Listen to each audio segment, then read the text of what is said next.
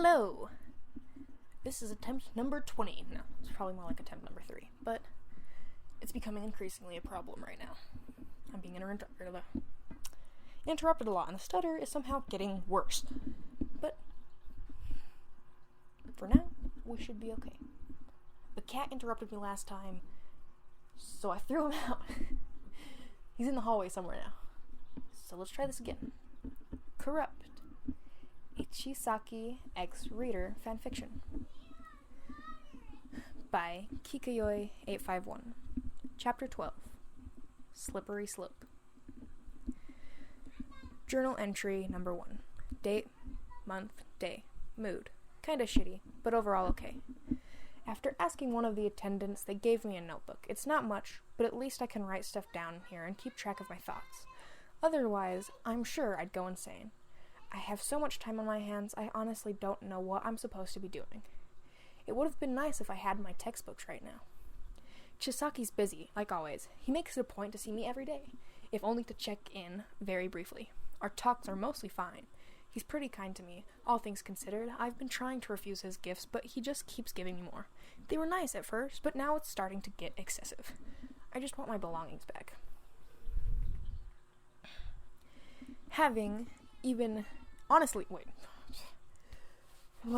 Honestly, even if I wanted to study, it seems pretty pointless. I don't know if he'll ever let me go, and I'm probably missing my exams right about now. I can't understand why he has to keep me here all the damn time. I'm allowed to have my own shitty life. It's not like I could hide from him, no matter how hard I tried. Anyways, like I always say, it could be worse. No one's hurt me yet, and I have all the free time I could have ever wished for. People my age go to college to study and try to make a career for themselves. But if Chisaki's plans on keeping me forever, well, I probably wouldn't have any use for that. I'm basically a prisoner, but at least it's comfortable. But maybe it's just me trying to console myself. I'm scared. I don't want to stay here forever. I want to go home. Miss, your name, an attendant was knocking on your door. Warily, you let out a sigh and closed the journal, making sure to stash it away in the drawer of your desk. You let them know that they could come in, and they entered, holding a tray of food. Your lunch, they spoke, making God knows what expression behind that damned mask. You stood up, dusted off your skirt, and stared back at them sternly. I don't like eating all on my own, you declared. Please tell Overhaul I would like to eat together with him. They stiffened, no doubt caught off guard by the conviction in your tone. You didn't like ordering people around, but you were getting really sick of being reclusive. Being a recluse? Never mind. You were only human. After all, you needed social interaction. Overhaul is out on business, they replied, placing the tray on the coffee table in the middle of the room. I believe he'll be back in a few hours, but I wouldn't be able to say for sure. You twirled a lock of hair around your finger. Fine, then you eat with me. Pardon? Eat with me. Here, bring your own dish and sit down so that we can eat together. I'm really bored, you know, like super bored. And if I don't converse with someone, I'll probably end up ripping out my own hair. You smiled gently. Come on, please. You remembered, of course, how irritated Chisaki had been when you'd gotten close to Kieran the other day. He was out, though, which meant that he wouldn't be around to get angry. You suppose he was acting off of jealousy, since your body had pushed up against Kieran's own. Maybe since he was a man, too. The voice behind the attendant's mask was muffled, but sounded vaguely feminine, though you couldn't say for sure. Either way, it was just a shared meal, harmless. I couldn't possibly, the attendant replied, hastily shaking their head. Please excuse me. Your brows slumped, but they'd already scampered away. The door was left hanging ajar. This blows. You'd pretty much come to terms with the fact that it would be another long, lonely day, but a deep chuckle made you stop from picking at your food. You turned around and blinked. A tall, heavily muscled male was leaning against the doorframe. So you're the girl Overhaul's got the hots for, huh? Not bad. You're cute. He's got pretty good taste, that fucker. Your brows furrowed. You furrowed your brows? Overhaul? Don't you mean... Yeah, whatever his name is. The male proceeded to step into your room without being invited. Not that it bothered you, but the attendants were always so wary and hesitant around you. Probably since Chisaki had instructed them to behave as such. This guy didn't seem to really give a shit. He was dressed differently than the others too. For starters, he didn't wear the long white cloaks that obscured the majority of his figure. Just a fitted white tee that hugged his chiseled arms and robust core. Even his mask looked different, though it still had the whole plague doctor aesthetic to it. It looked more flimsy and ragged. Long silver threads of hair jutted out from the back of his hair and fell messily to his shoulders. He had gauntlets latched onto his wrists. Some sort of fighter, maybe? You lonely girl? He snickered, noting the way your lips twisted into a pout. I heard it all, Don't worry. I'll eat with you. I'm trying to do his accent. I'll eat with you. Come on, move over. In an instant, he'd taken a seat cross-legged in front of the coffee table where the tray of food had been set down. You frowned a bit. This guy seemed a little odd, but he was the person who'd shown the most interest in conversing with you thus far. If he knew how much importance Chisaki attached to you, then surely he wouldn't dare lay a finger on your head. Okay, you smiled, deciding that you'd take advantage of the situation. Thanks. I'm your name. By the way, though you might have already heard about me from Overhaul, what should I call you? Just Rappa's fine. He watched as you took a seat beside him, then studied the plates of food on the table. Man, seriously? You got all the best damn food, too? Overhaul just lets me have the leftovers. What a shithead.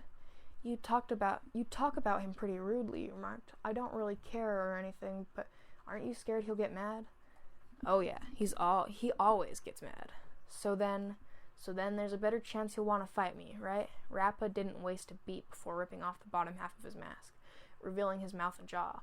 He reached out towards the plate of food and grabbed a chunk with his bare hands. He damn asshole. I'm so confused. Always turns me down whenever I want to try and fight him. To this day, he ain't ever fought me but 5 times. You pursed your lips, more intent on studying Rappa than tackling your food. He was talking about fighting Chisaki one-on-one, and he wanted to do that. Why do you want to fight him so badly, you asked? Rappa paused in between his next bite. That's because Overhaul's the only guy I ever lost to. Oh, you blinked, not really knowing what to say. He's that strong? Too damn strong, for real. He resumed eating, now, though you yourself still hadn't taken a single bite. Hold on. I have a thing I need to do real quick. I'm gonna continue this recording. Sorry, my family's all going to sleep right now, so I had to go give them all loves. Should make it... I'm out of breath. I ran all the way back here. Should make it easier to read this now, because I don't think anyone will be listening to me. Okay, let's see, where was I? Okay. Why do you want to fight him so badly, you asked? Rappa paused in between his next bite. That's because Overhaul's the only guy I ever lost to. Oh, you blinked, not really knowing what to say. He's that strong? Too damn strong, for real. He resumed eating now, though you yourself still hadn't taken a single bite. Chisaki wasn't around right now. This was probably the best opportunity you'd have. Warily, you asked. What exactly is Overhaul's quirk? Oh ho, he chuckled. Curious, are you? Well, I'm just fucking with you. I don't know what the hell it's called, though, or even how to properly describe it. Well, here's the thing, he started. I was doing underground fights before joining this gang. Really nasty stuff. A pretty girl like you probably wouldn't understand the gist of it. Right. Anyways, he went on. One day, Overhaul appeared out of nowhere, picking a fight, telling me to join his little gang. I wasn't really interested, course, but I figured I'd humor him. Then I died. Your eyes widened. Excuse me? Or so I thought. Next thing I knew, my body was back to normal again. It was a real brutal sensation, too. Felt like the top half of me just exploded, but then I was put back to normal again, just like how I started. I've challenged him 5 times since then, and lost every one of them. Just the same. That feeling of the smallest parts in my body breaking down and then being practically sewn together again. How? You shook your head, staring at the man earnestly. How did he do it? I mean, what did he do to hurt you that way? Rappa chuckled, sounded more dispirited than amused. Every time I'd see him removing one of those shitty white gloves he always wears. He's fast as hell, but before I could react, he would have already touched me and made my body explode into bits. So he just touched you? You stared down at the table blankly. The food was steadily disappearing at Rappa's hands, but you long lost your appetite. Sure, you'd known coming into this that Chisaki was a dangerous man, but this was a whole other level entirely. If his fingers touched you without those protective gloves, then would you, too, die in an instant? Haha, looks like I've gone and scared you, Rappa mused. Not to worry, miss. I doubt he'll ever use his quirk on you, with how damn obsessed he seems to be. I've never seen him like this about anyone, you know? Up until now, I actually thought he was asexual or something. He forced a smile. No, it's fine. It's just a little frustrating, being left in the dark about so many matters. For once, someone actually took the time to talk to me around here. I appreciate it, Rappa-kun. He grinned, smiling at me like that. Don't tell me you're trying to even get me to fall for you. I'd fight Overhaul for you, no problem. Though I'd probably never win. Haha. Did something come unplugged? I'm hearing myself. Well, it's the thought that counts. You chuckled in spite of everything. Rappa offered you the last of the meal, awkwardly apologizing for how much you'd eaten. You were glad to have found some inking of a friend around here, but your happiness was short-lived. The man courting you seemed more frightening than before. Chisaki returned later that evening.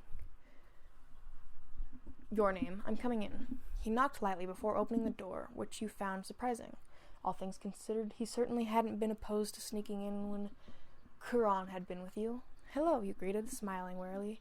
You'd been scribbling more things in your journal, mainly entries, but also some doodles, and the like. The second Chisaki had knocked, you'd thrown the notebook under the covers. He shut the door behind him, fingers moving almost immediately to withdraw his mask. As always, he seemed to take a moment to inhale the air around you. A content look settled across his handsome features. How are you feeling? He asked. I heard from one of the attendants that you were hoping to eat with me earlier. I do apologize for not being around to spend time with you. Today was a busy day. You smiled again, shifting under the covers to bury the journal further. It's fine. I know you've always got a lot of work to do. I don't mind. It's regretful, I'll admit. This job doesn't allow for much free time. Chisaki made his way over towards the bed, taking a seat on the edge. You stiffened, and he seemed to feel the bulky object underneath. He lifted the covers. You inhaled sharply.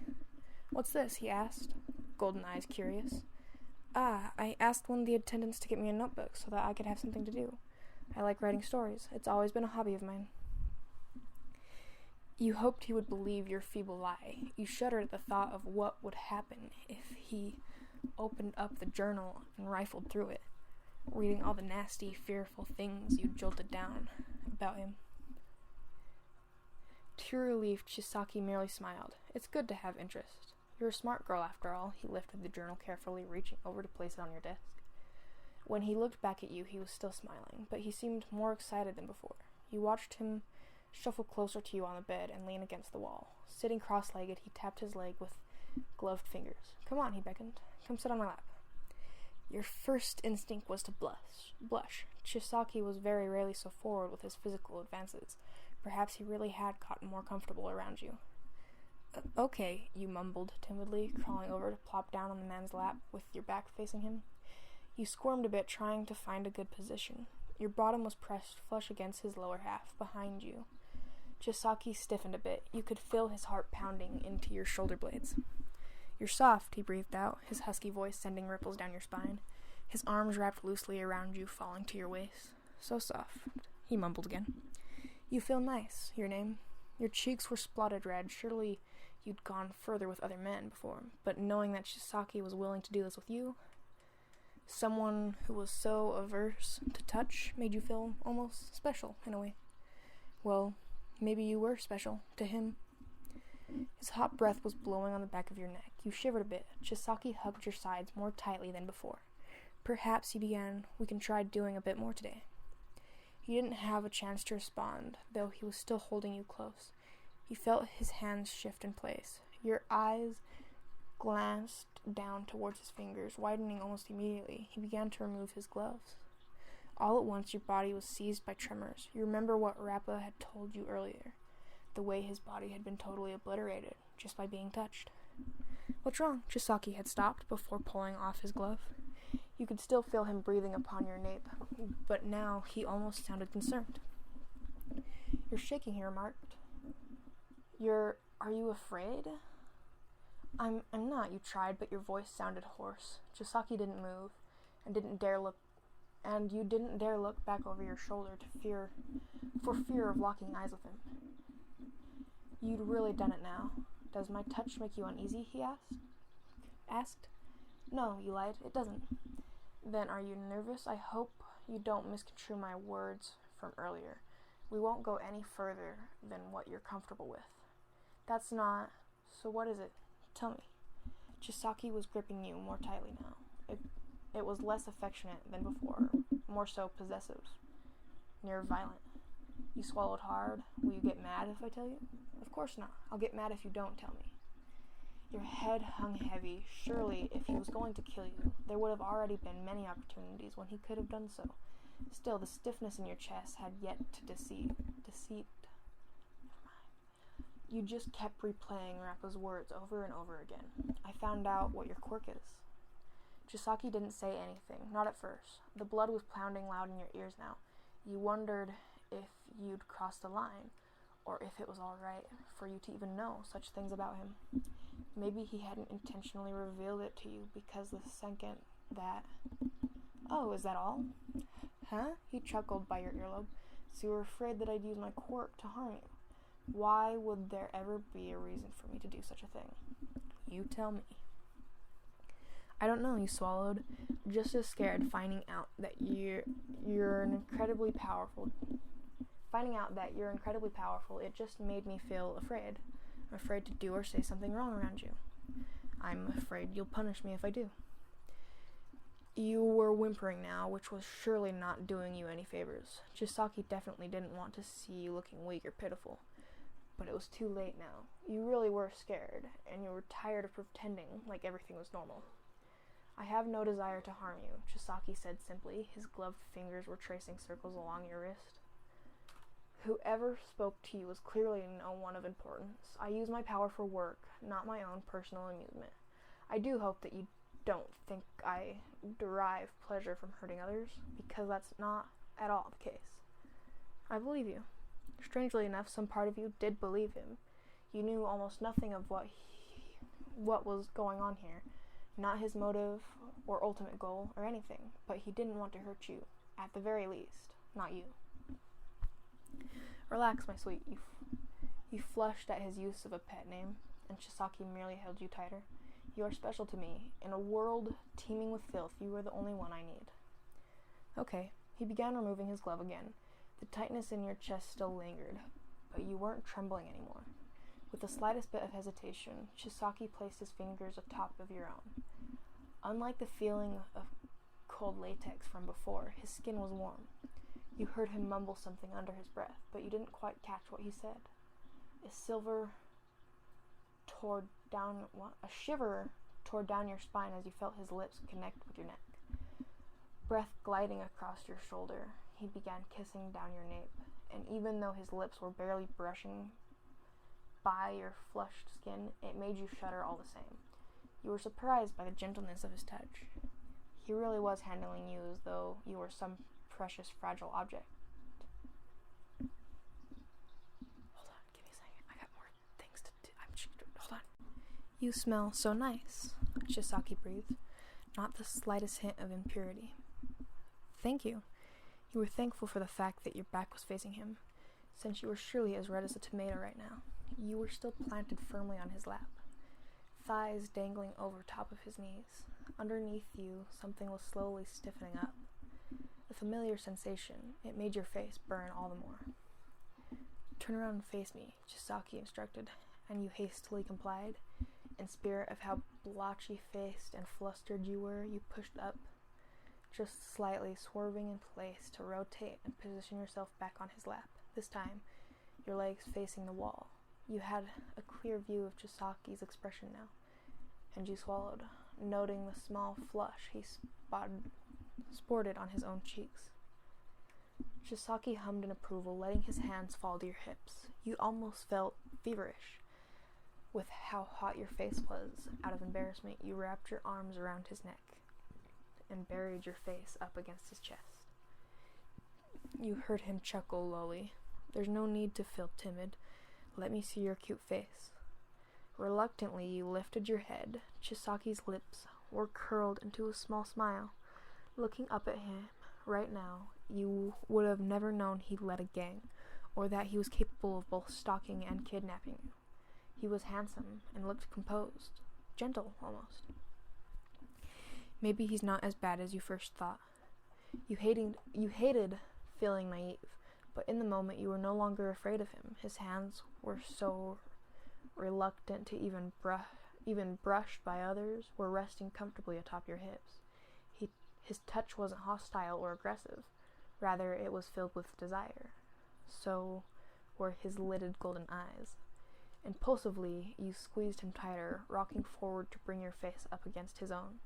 Your noses were touching now. Chisaki inhaled lowly and showed no sign of moving. A moment later, he leaned in closer. He was kissing you now, almost innocently. Maybe you really were the first person he'd done this much with. You didn't know.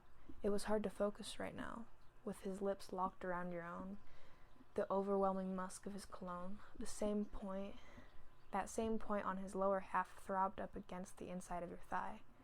You moaned softly, leaning into the kiss with more eagerness. Chisaki then pulled away, quite a bit sooner than you would have liked. You breathed out deeply, looking very pleased. Your cheeks were still burning. You'd done more with others, far more, and yet this single experience had gotten you more worked up than ever before.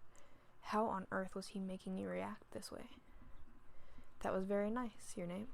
Chisaki spared another small smile.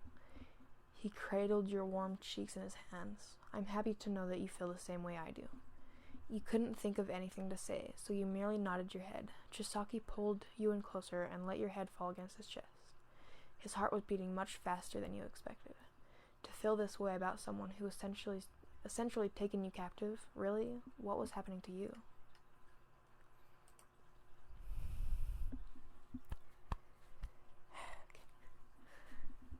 Chapter 13. Pitch Black. Ever since you shared that first kiss together, things had been going well between you and Chisaki.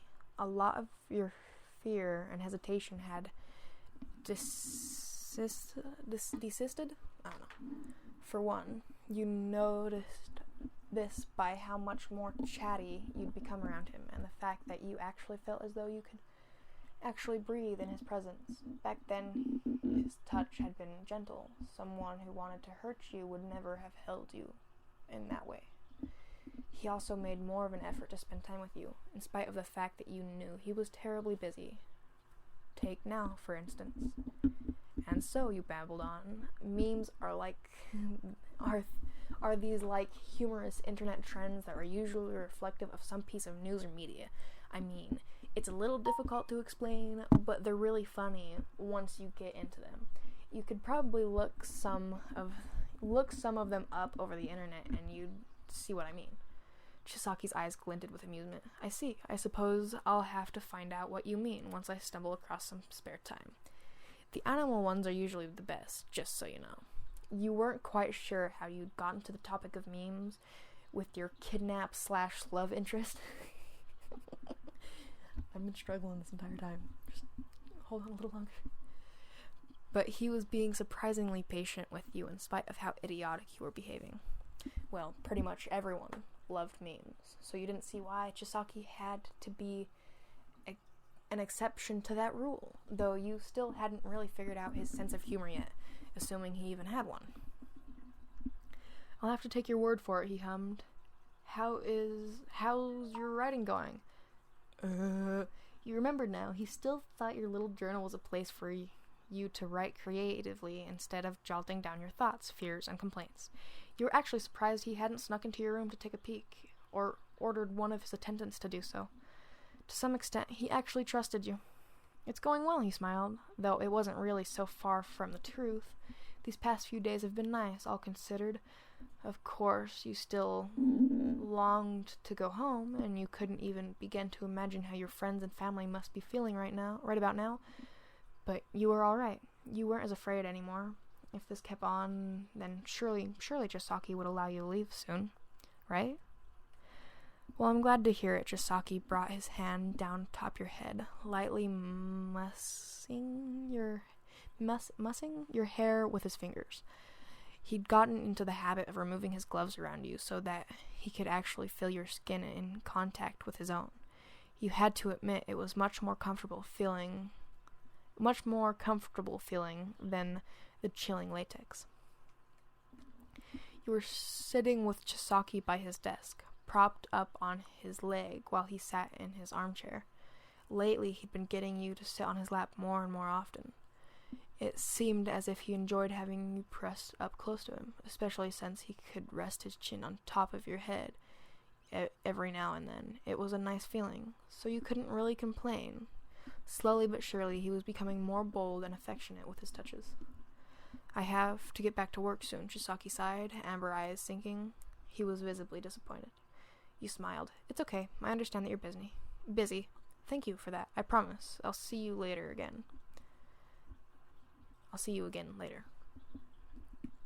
Then I'll look forward to it. Good luck with your work. A timid smile graced your lips. Soon enough, you were leaning back and craning your neck so that you could plant a quick kiss by Chisaki's jaw. He stiffened almost immediately, looking pleasantly surprised.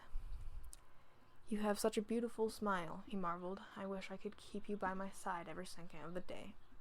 Oh, thank you for saying that. He was much smoother than you expected. Well, he'd always been an eloquent speaker and was good at remaining stone-faced and calm. But there was a part of him that was oddly charming, too. He was able to dole out compliments without so much as batting a lash. That, coupled with the fact that he was constantly showering you with gifts. Wouldn't most people kill for a guy like this? You actually had to ponder that thought for a moment. If not for the fact that Chisaki had forcibly pulled you out of your normal everyday life, and supposed that he didn't lead a dangerous Yakuza group, would he be considered desirable by most? Would you have been proud to introduce someone like him to your friends and family? Yes. Somehow, thinking about it that way was a little freaky. As always, do not hesitate to come to me if you are feeling unwell or require my assistance, Chisaki said. You nodded, smiling again, and headed for the door, making sure to close it as you exited. Can't believe the boss has fallen for a damn wrench like you. This guy again, the tiny, black-coated figure that was found so often by Chisaki's side. Him, Kuro, and Rappa were pretty much the only ones you knew by name. Mimic crossed his arms. I'm telling you right now, don't get too conceited, Missy. Overhaul is being a freaking saint to you. You should be on your knees to show your appreciation, and don't even think about trying to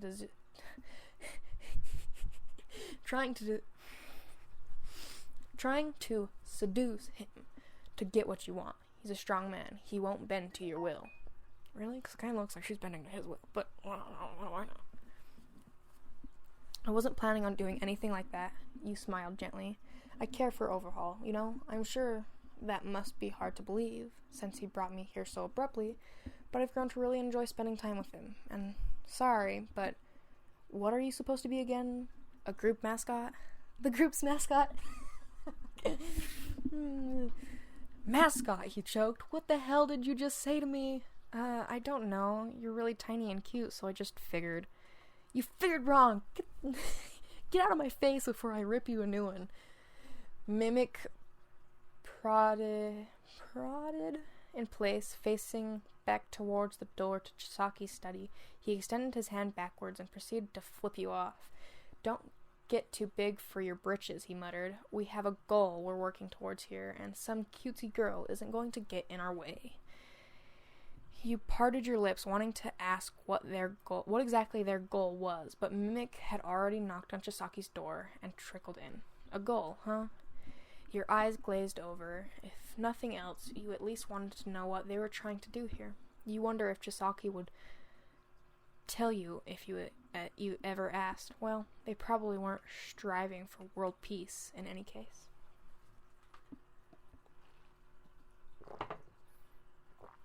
Great, I'm lost. It had only been about an hour, so you'd met up with Chisaki, and rather stupidly you decided to try and familiarize yourself with the hideout. Boredom really had gotten the best of you, and the fact that there were countless tight winding halls wasn't making this experience very pleasant. You took a step forward, biting your lip. It didn't really seem like there were any attendants around in this area.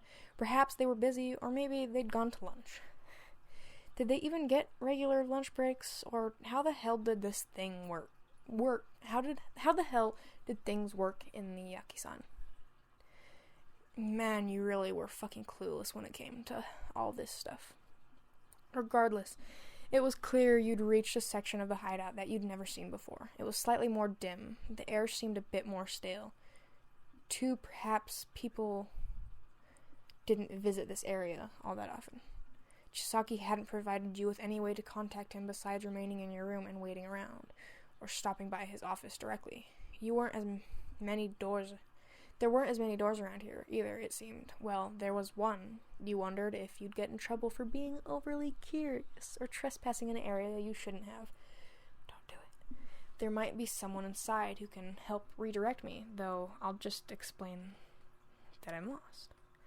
Inhaling tentatively, you reached for the doorknob and began pushing it open. It was heavier than you expected, and came with a lot of resistance on your wrist. There was something inside you weren't supposed. Was there something inside you weren't supposed to see? Pitch black inside the room, at least. The light from outside the hallway was so dim that it really wasn't doing any favors.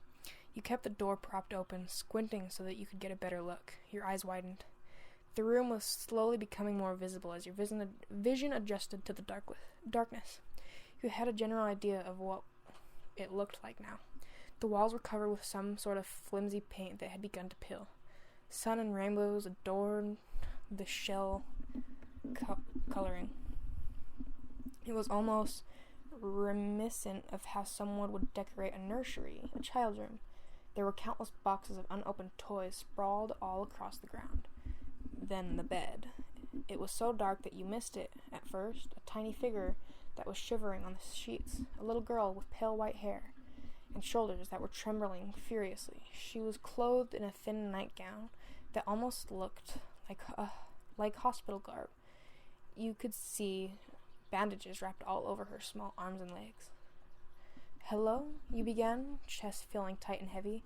The girl merely trembled more, fiercing after glancing in your direction, and proceeded to grip onto the bed sheets with more desperation. She looked terrified. Something was horribly, horribly wrong. "It's all right," you stammered out, taking slow, careful steps.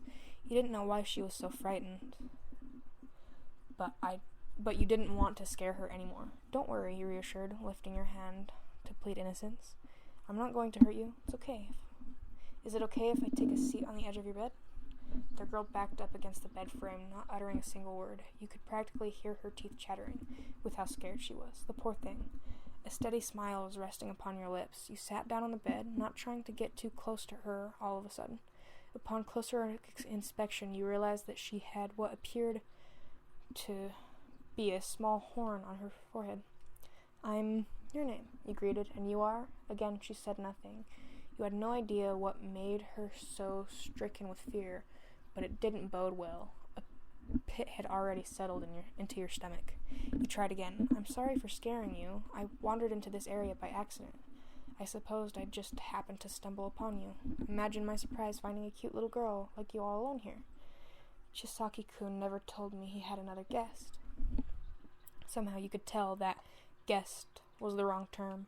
The bandages all over her body and her terrified expression spoke to that. You needed to know what the hell was going on here. The girl could only have been about 6 years old, yet her quivering red eyes were filled with almost unimaginable pain. What had she endured? Had she been kidnapped from her home? Was someone around here abusing her? You're not wearing a mask like the rest of them." She spoke up now, for the very first time. You felt a sense of relief rush over you, but it was accompanied by the feeling of dread. Her voice was so meek and hoarse, so frail. "You're right," you smiled. "I don't wear a mask. I'm not part of this gang, you see. Chisaki-kun, Overhaul, he brought me in here a few days ago. He wanted to spend time with me, so he brought me here, so that he could see me more often." As the mention of the name Overhaul, this girl's body began to tremble with a vigor completely unlike before. Her face was already as white as a sheet, but it somehow became even paler. Your expression sank at that. It had pretty much confirmed your worst fear. Chisaki-kun had done something to this girl, something terrible. "So then, you're not going to hurt me?" she asked, her voice barely a whisper. You saw now that her eyes were brimming with tears. Good God, what had they done to her? You shook your head. "Of course not. I would never want to hurt you. Please," you encouraged, reaching out to place a gentle hand on her head. "Please tell me what's wrong so that I can help." She quivered a bit more, almost shrieking away from your touch, but after a few moments her trembles seemed to stop. She looked up at you with bright, innocent eyes. "You want to help me?" "I do," you nodded. "I don't know what you've been through, but it's not normal for a child like you to be this scared. And those bandages, too. Are you in pain?" You were almost afraid to get the answer. She swallowed hard before weakly nodding her head in agreement. This was a nightmare. "It's okay," you reassured, gently stroking the top of her head. "I'll help you feel better. I can heal a bit with my quirk. If you don't mind, could I see your injuries?" "You're going to make the pain go away?" "I'll do the best if I can help you feel better. She shook her head hastily, gripping down onto the bedsheet. "It doesn't hurt right now, not really, but when he's around, it always hurts. A lot." You clenched your jaw. "Who's he? Do you mean Over?" Oh no. The door opened abruptly. You heard the girl let out a gasp before flinging herself into your arms. She was trembling violently again. You hadn't looked back yet, but you already knew full well who it was. "Ah, I see you've met Eri." Chisaki was standing by the doorway, dim light illuminating the part of his bird-like mask. He didn't appear angry, but there was a subdued hostility in his golden eyes that made you shudder all the same.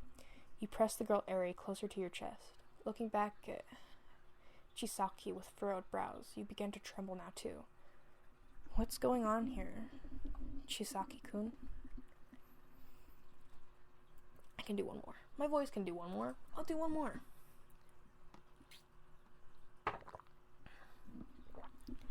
"What's going on here, Chisaki-kun?" Whatever do you mean?" he replied, with a cock of his head and eyes that fade ignorance. You wanted to smack him. "This is Eri's room," he brushed off, "and I have some specific attendants that come to see her and take care of her. Rest assured she's not being neglected or whatever you might think." You didn't think it was something as simple as neglect. After all, neglect wouldn't have given her all those bandages that were wrapped so tightly around her little limbs. It wouldn't have made her tremble so violently upon seeing Chisaki's face. You're not neglecting her. You tried holding Eri tight up against your chest.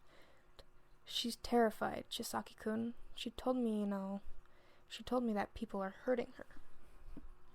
Eri's trembles had yet to dissipate. You heard her let out a low, muffled sob as she buried herself deeper into your chest.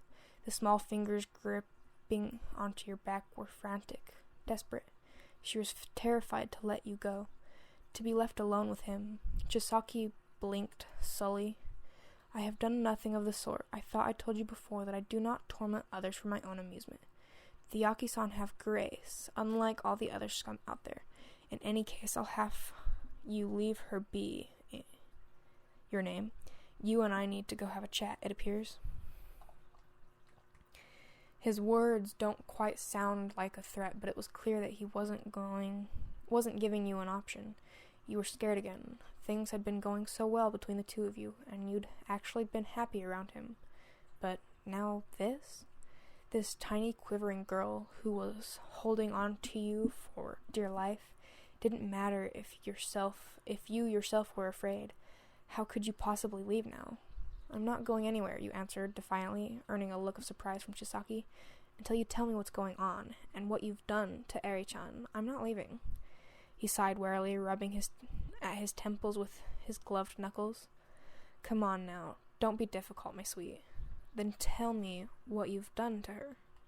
I told you that we would have a talk, just the two of us. Everything will be explained then. Now, he outstretched his hand. Eri's fingernails were digging into your skin now. Let go. Let Eri go. Your name. I promise I will tell you the whole truth. He was speaking to you rather calmly. You wondered if he was nearing his breaking point, and just about ready to use his quirk to shatter your body into bits. He was being patient for you, it seemed. Perhaps you'd pressed your luck enough. Eri-chan, you began, making the girl lift her small face. Tears spotched her cheeks, and bits of her hair were matted to the area where she'd cried the most. You felt horrible for what you were about to do. I have to leave now, you mumbled, and your heart squeezed when you saw the look she was giving you. No, she cried out, hugging you tighter. Please don't leave me now. Not with him. Chisaki-kun is coming with me, he reassured. Don't worry. He promised that he will explain everything. Then I'll be able to come back and see you again, okay? While we talk, I'll tell him that I don't want you to be hurt anymore. He won't stop. Eri-chan, let's be on our way. Chisaki was tapping his foot impatiently. I'm a busy man, and there's a lot we need to discuss. Eri, don't be selfish. Let your name go. The girl slowly let her arms fall off your back, expression shrinking along with it. The fear from earlier had returned, but now she also looked hollow, empty, as if she lost her once chance to be free.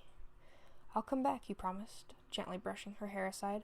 Please wait for me, Eri-chan. Whatever they're doing to you, and why they're doing it, I'll do my best so that it all stops. Eri nodded listlessly. In the back of her mind, she must have known that Chisaki was not a man who would listen to others. It hurt to see this, and you knew your chances of convincing him were probably small, but you had to try nonetheless. Bye-bye, Eri-chan, you leaned forward, giving the girl a quick kiss on the top of her forehead. Just by her horn, she blinked quickly, flushing pink. Her fingers moved to rest atop the area you just pecked. It's warm, she mumbled, holding her hand there as if it were a newfound treasure. Your name.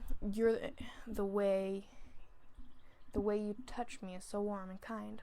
Please don't leave me for good, she whimpered. Please. I won't leave you, Eri-chan, I promise. You smiled back at her.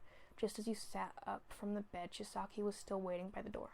You didn't miss the way his eyes hardened when they fell upon Eri. The girl shuddered and retreated back against the bed frame, pressing blankets up against her chest. She was frightened beyond words. You followed behind Chisaki dutifully, sparing a final glance into the dark room as the heavy door closed behind you.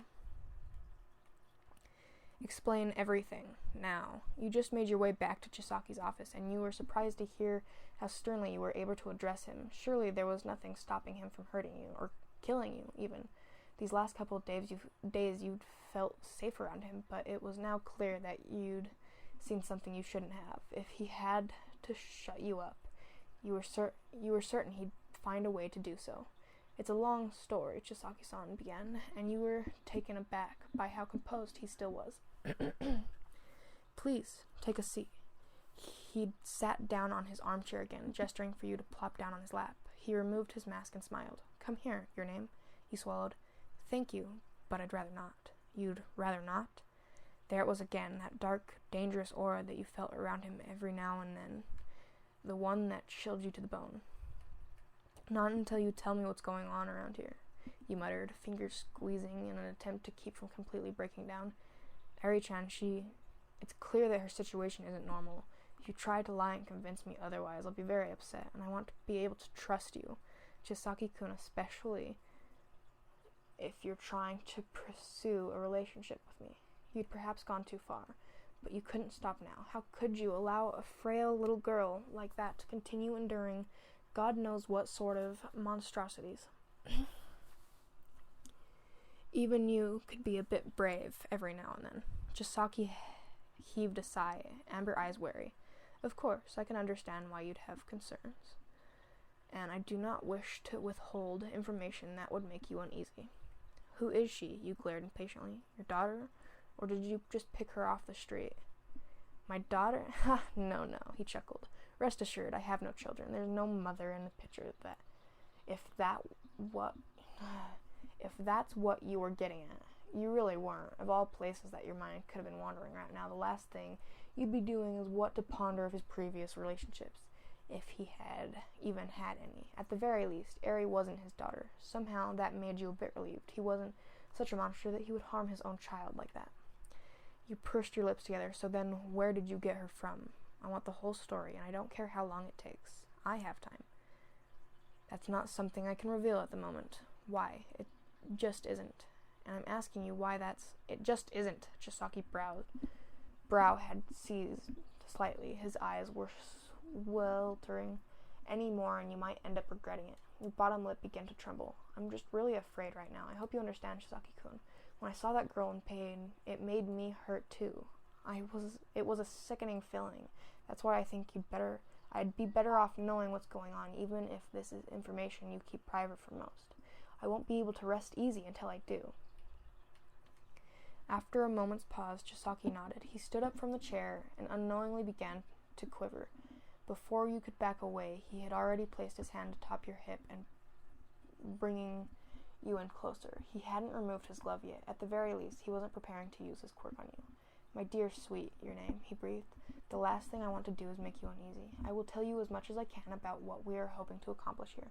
The ambition that is driving me forward, our overachieving goal. Their goal, Mimic had briefly mentioned that before. Whatever the case, it was something that had installed enough belief in Chisaki's followers so that they would follow him so blindly and heed his every word. You didn't move. Chisaki's hands were still resting gently by your hips. He seemed to be determined to tell you everything while staring straight into your trembling eyes. To start, well, I think you're already aware of how much I loathe quirks. Yes, you stammered, because you think they're a plague upon humanity. But why? It's quite interesting, actually, when you think about it. Have you ever heard of the theory that quirks are a form of virus derived from rats? You hadn't, but you nodded your head and pretended like you had. Chisaki's brows were twisting together. Such a vile thing. If that's truly the case, then the lot of people going around pardoning their powers are just spewing around more and more filth. It's irredeemable, he spat. Absolutely disgusting. And then some of these filthy insects have the audacity to declare themselves heroes and act as if they are cleaning the world rather than adding to its impurity. You blinked slowly, barely even daring to breathe. You weren't quite following. He claimed that quirks were vile and disgusting, but didn't he have one of his own that he used in battle? Not to mention, Chisaki moved one hand off your hip, clasping your fingers in between his own. The Yaki-san were on the verge of extinction before I undertook this project. Really, we still are. I'm here trying to bring the Yaki-san back to its former glory. To lead us to restore the world. If my idea is brought to fruition, that will no longer be but a mere dream. Your idea being a quirk-destroying drug. He breathed out, eyes glinting manically. The ability to render those hero types powerless. There are many out there who desire such an ability, fueled by hunger and greed. they'll all be fighting to purchase the completed product from us at high price, a product that completely extinguishes quirks. And once that's begun to go around, we can dangle a serum that restores lost quirks. We, the Yaki-san, will monthly be controlling this market. Chisaki was no longer speaking in the level, fluid tone he usually assumed. The fingers squeezing your own made you wince from the sheer force. He wasn't even trying to hurt you. He was just so excited that he could hardly contain his emotions. Chisaki-kun, you managed, moving a hand to place it atop his shoulder. That's all, so you're saying that you created a drug that can erase quirks, right? His expression relaxed. Just so. Yes, that's correct. And using that, you wanted to restore power to the Yaki-san. Yes. Your eyes filtered fearfully between his brow bone and those gleaming amber eyes. You swallowed. That being said, where does Eri fit into all this? Chisaki relinquished his hold on you. He brought a gloved knuckle to scratch by his temple. You wondered if he could feel how scared you were. It's only with the use of Eri's body, or should I say her quirk, that we've been able to develop this drug. Blood began to pound in your ears. You remembered the countless bandages wrapped around her arms and legs, small, frail limbs that had endured so much at such a young age. You've been experimenting on her, you croaked. On that tiny little girl, just for something like this? Chisaki cocked a brow. His lips were pressed into a tight line. If you mean for the sake of my ambition, then yes, I have been doing whatever it takes. Eri's quirk has the ability to rewind time itself. It can bring a person's body back to a previous state. Through years of research, I've been able to develop a drug that will isolate one's quirk factor and extinguish it, bringing them back to normality, to be rid of a disease. What more could anyone ask for? Rather, the Yaki-san should be praised for undertaking a project like this. You blinked warily, eyes dull. You weren't seeing eye to eye with him. You couldn't see eye to eye with him. Not when he believed that he had to harm a little girl purely for the sake of bringing his gang to light. Up until now, you'd seen him as nothing more than a misphobic man. You understood that he resented touching others and viewed many as filthy. But was that really enough to drive such ambitions? No, it couldn't be. There had to be something more. Something he wasn't telling you. I understand that you resent quirks, but why are you so fixated on restoring the Yaki-san? Where is that all coming from? Chisaki shifted in place. It must be done. I owe someone a great debt. The man who took me in, the former head of the Hasuki. The previous boss? What happened to him? Once again, that strange, conflicted look swept across his expression. Even now, even after all that, he was still hiding things from you. As if the whole situation wasn't already fucked up enough. I've told you everything you need to know, he dismissed. I hope that after all this, you don't still think I'm keeping you in the dark. His eyes softened a smidge. I care for you, your name, more than I've ever cared for anyone before. This is my ultimate ambition, and I want you to be here for it, by my side, to support me. You will support me, won't you?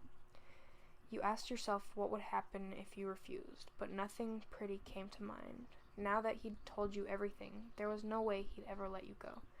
He probably never had any intention of letting you go. But, Eri, eliminating quirks or whatever, you hung your head, fist trembling by your sides. I couldn't care less about monopolizing the market and all that. Clearly, I know nothing about heroes or villains, but I do know that harming a poor, helpless child like this is immoral. Chisaki-kun, I want you to be happy, but if that means you have to torment a little girl to do so, I just can't agree with your methods. Well, you said it. You definitely dread it now. At least your last words had been something chivalrous. A faint, eerily pleasant tune filled the room. Chisaki was humming aloud. You worry for that girl, he noted, even though you've only just met her. You're hurting her, you gritted out.